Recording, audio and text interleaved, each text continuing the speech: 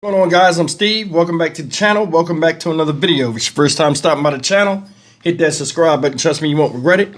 You're a returning subscriber as always, guys. Welcome back, and I do appreciate the support. I want to talk to you guys today about a crazy and sad story about domestic violence. We're going to the state of Washington with this story, and it's involving this woman right here. This woman right here, may she rest in peace, is Kiara Soul. She's 31 years old. And what was done to her should not happen to anybody. Ladies and gentlemen, this woman was stabbed so bad that her head almost came off. And this happened on June 10th, per the coroner predicting the time of death, in her apartment. And if it's not bad enough, she was found 5 days later per a welfare check. This guy you see right here was the guy she was involved with, and he's currently locked up. This guy's name is Willie McCoo, C-O-O. He's 55 years old. 55, 31. This guy has an extensive criminal background and recently got out of jail for another domestic violence stabbing, which he served 20 plus years in prison, where he stabbed a girl up. Take a look at the story and we'll come back and talk about it. Operation Crime and Justice. We now know a mother of four was the victim of a violent murder in Seattle last week. Good evening and thanks for joining us tonight. I'm Molly Shen. And I'm Preston Phillips. The woman's family tells KOMO they believe someone with information about the murder can help detectives break the case. Police responded to an apartment near 143rd Street and Aurora Avenue on June 15th for a report of a possible death. KOMO's Jeremy Harris is live with tonight's Operation Crime and Justice report. Jeremy? Yeah, Kiara Soul was 31 years old. She had a big family here in the Seattle area, and we actually interviewed her for a story a few years ago. After her murder last week, her mother tells me that what happened to her daughter was extremely violent, and she wants whoever is responsible for it to be held accountable. On June 15th, police responded to the Aries Apartments in North Seattle. They went inside a unit and found Kiara Soul. An autopsy discovered she'd been killed 5 days earlier from multiple sharp force injuries. But that's where the answers stop for her family. Whoever done this, just come forward. She's got 4 kids. Tanika Tigner is Kiara's mother and is caring for her 4 children. And they got to grow up wondering who did this to their mother. The mama's not coming back, and then this person is just walking free with no care about what they did to my daughter.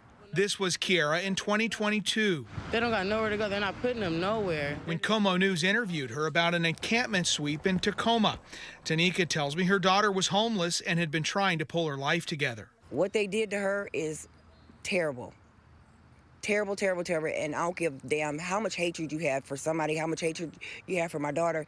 She did not deserve to be done the way that she did, and I just want justice. The block where the murder happened has seen a surge in emergency calls in the last 3 years.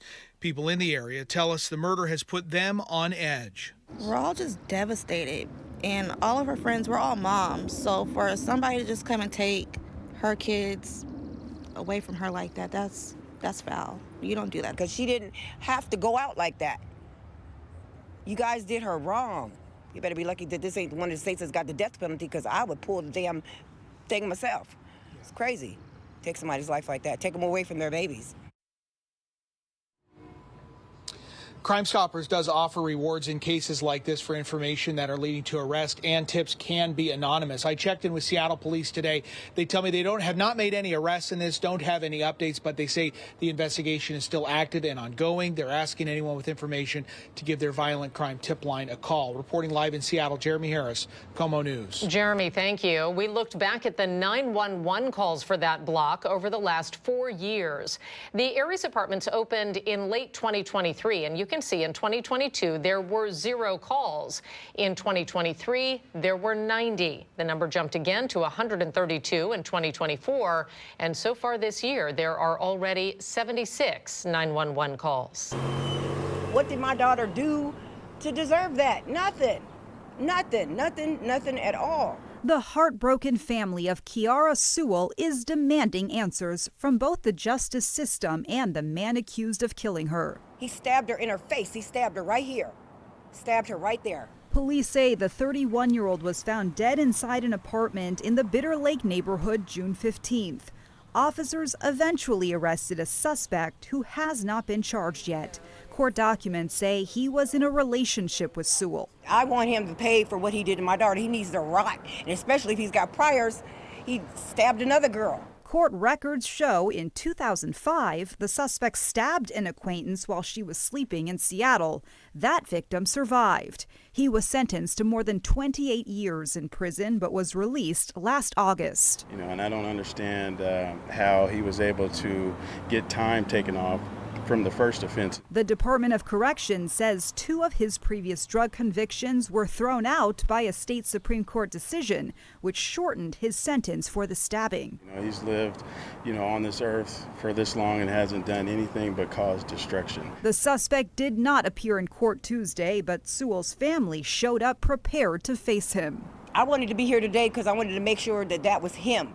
That you did this to my daughter. What did she do to you? They are remembering her as a mother, daughter, niece, and sister taken too soon. She's my only sister that I had, and there's no one else that I have left. She didn't have the chance to grow into the full woman potential that she had. He snuffed that out. I'm Jessica Janner Castro, King 5 News. Man, that's brutal. I'm going to tell you guys something, man. This is what happens when you deal with people that can't control their emotion, namely men, especially men with a violent criminal past. I wonder if she knew that. I'm more than sure she did.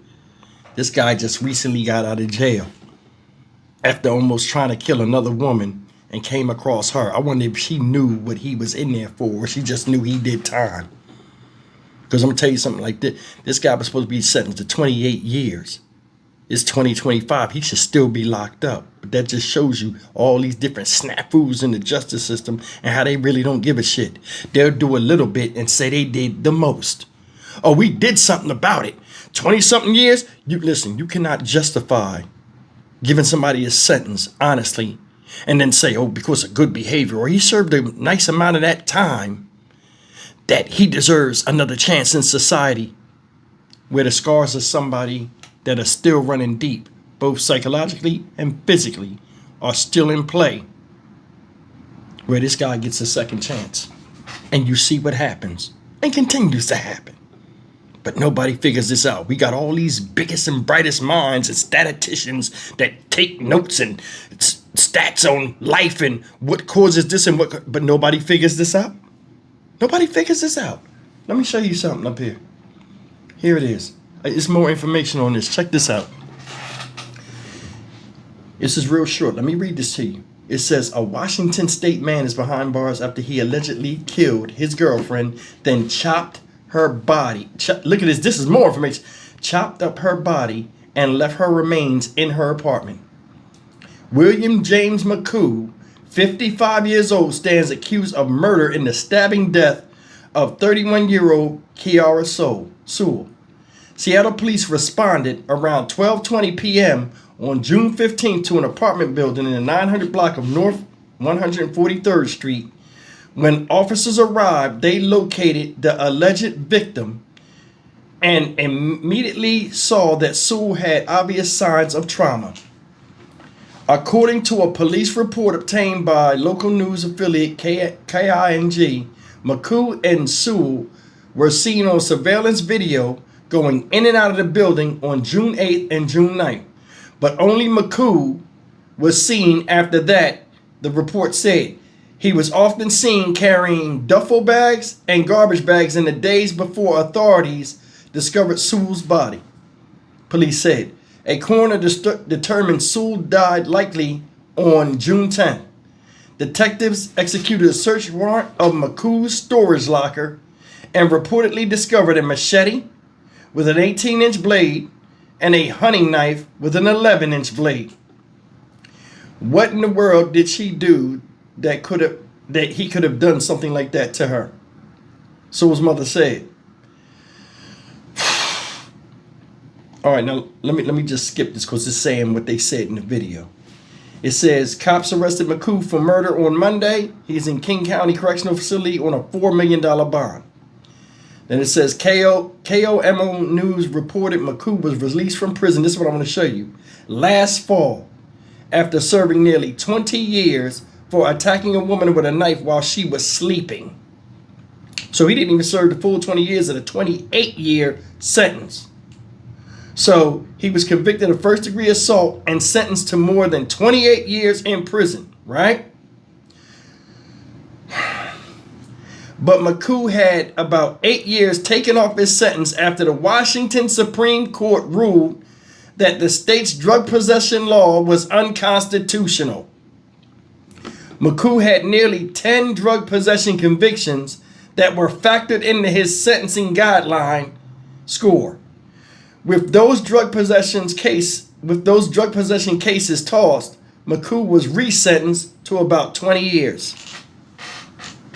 I want you to think about that. They used his past prior drug convictions, and I guess they tossed the cases out during the trial where he tried to murder a woman in her sleep. So they used that to compound to get him locked up. It don't even matter to me. 28 years is not enough for Pearl Harboring somebody in their sleep with a knife and trying to take their life. You can't say you was playing when you was stabbing her while she was asleep. That was a conscious decision to take somebody out in a time of their vulnerability while they slept and then were at peace. And he only got 20 years. I want you to think about that. People always not associated with a crime are the ones that determine whether you stay in jail or not. That is fucked up. Because I'm going to tell you something. If I'm on a parole board or I'm on something like that, right? Which I wouldn't be. I know nothing about the crime. I'm just reading the folder, then seeing the man in front of me, and then I'm talking to him 20 years or 30 years after the fact of what he did. And this means nothing to me because I don't know the people. I don't know the pain. I don't know the background. Here's this guy in front of me. Oh, well, you did 20 years. Have you gotten in trouble since you've been in jail? No. We'll recommend him. He has a fresh lease on life where a lot of people that are killed or almost killed do not. You think that woman, every time she take a shower, look at herself in the mirror, the one he stabbed up 20-something years ago, she don't see and relive the horror every day of what happened to her and bear the scars of her own survival? Of course she does. They don't think about that shit. This guy tried to kill somebody. They need to look at it for what it is. You tried to kill somebody when they were sleeping. You yourself should surrender your life. I'm telling you, I would make laws black and white. You do this, this is what happens to you. So don't do that at all, so this won't happen to you. Just how it is. All these technicalities and guidelines and what's illegal and what's not illegal and all these stupid ass court cases and shit. It makes no sense. We have a different type of criminal mind out here. You got motherfuckers that do stuff because they want to do it. They have a conscious decision of not to do it or to do whatever it is they do, whether it's murder, theft, whatever. But it's all these technicalities of what to do with them after they chose to do what they did. That's the problem I got with the justice system right there in a nutshell. This woman should still be alive. She should still be alive. This guy should have never been out. And if he wasn't out, she would have still been alive. She was featured in the thing before when she was homeless. So she came up out of that and then came across this guy, 55 fucking years old. She's 31. What's the connection? It ain't like she went up to his level because he been on the shelf for 19 plus years in prison, missing out on the world. So she didn't mind, her mindset didn't go to his level at 55 years old from being 31 and 20 years is in prison. So what does that do? Subtract it. 51, she's 31. That's what, 24 years difference between them. He was locked up for 19 years. So we'll give him 4 more years back to his age. So that really makes him, because remember, when you go to jail, you're like in a time warp.